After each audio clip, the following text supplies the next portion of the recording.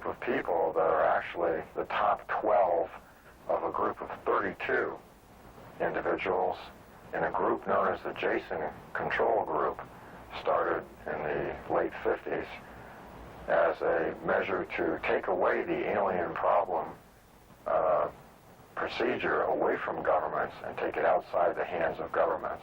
Meanwhile, our document trail appears to lead to a large-scale government cover-up. Yes, and as an example, here is another shooting incident report. Department of the Air Force, the Security Police Squadron. In January of 1978, I was stationed at McGuire Air Force Base, New Jersey. One evening, during the time frame of 0300 hours and 0500 hours, there was a number of UFO sightings in the area over the airfield and Fort Dix Army Camp. I am a security policeman and was on routine patrol at the time. New Jersey State Police and Fort Dix MPs were running code in the direction of Brownsville, New Jersey. A state trooper then entered Gate 5 at the rear of the base requesting assistance and permission to enter. I was dispatched and the trooper wanted access to the runway area which led to the very back of the airfield, connected with a heavily wooded area which is part of the Dix training area. He informed me that a Fort Dix MP was pursuing a low-flying object which then hovered over his car. He described it as an oval-shaped with no details and glowing with a bluish-green color. His radio transmission was cut off.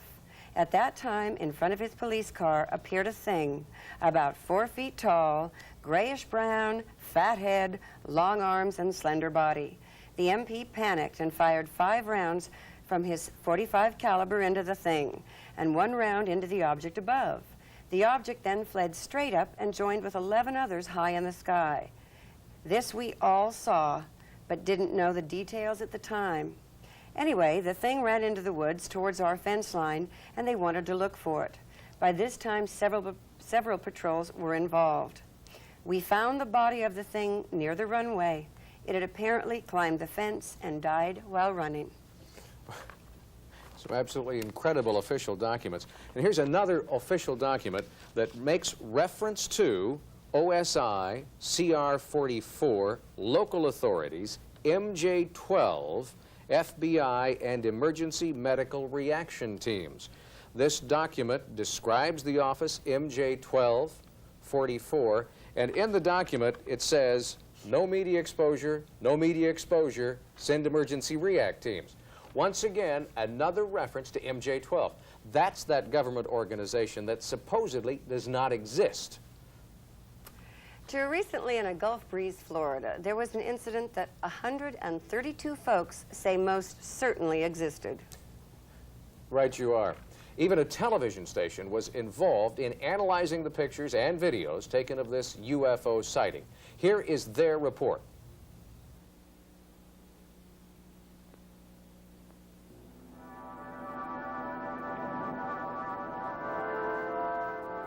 Things were very normal around the house. Just a normal evening. My wife says she's got to run to the store. Anyway, I'm sitting at my desk. Out the window, I noticed something, a glow. I got up and walked around outside and looked. It just didn't look like a helicopter or an airplane. I realized that it was not something normal.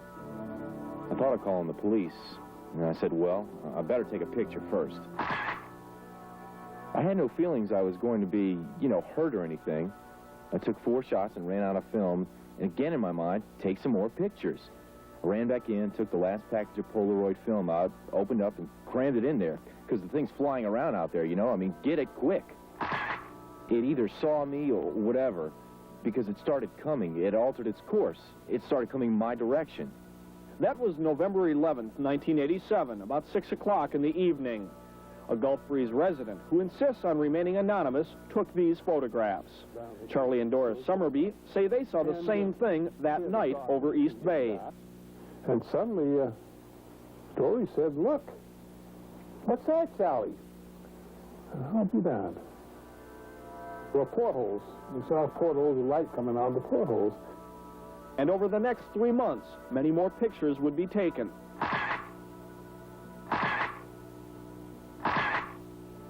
By different people.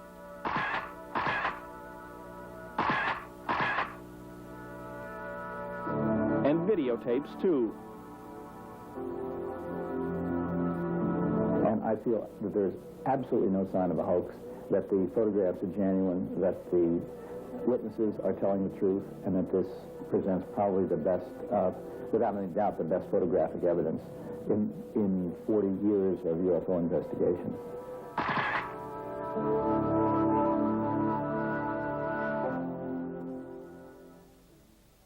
And interestingly enough, all of this information was presented to the Air Force. The Air Force said they weren't particularly interested in any of it until such time as the TV station picked it up and ran it on the air. Then the Air Force became very interested, contacted all the people involved, and tried to confiscate all of the film, all of the information. When later contacted, the Air Force said, "What sighting? What are you talking about?" Of course, Drew, that is not the only occasion for that kind of government response. There was an incident, which is too lengthy for us to read in its entirety, happened in England in 1980, 11 years after the Air Force claims that they had no longer had any interest or investigation in UFOs. This report is from the deputy base commander, who was both present and has a tape recording of the incident. It happened over a period of 4 nights. And this is how it reads. Early in the morning of December 27th, approximately 300 hours, 2 U.S. Air Force security police patrolmen saw unusual lights outside the back gate at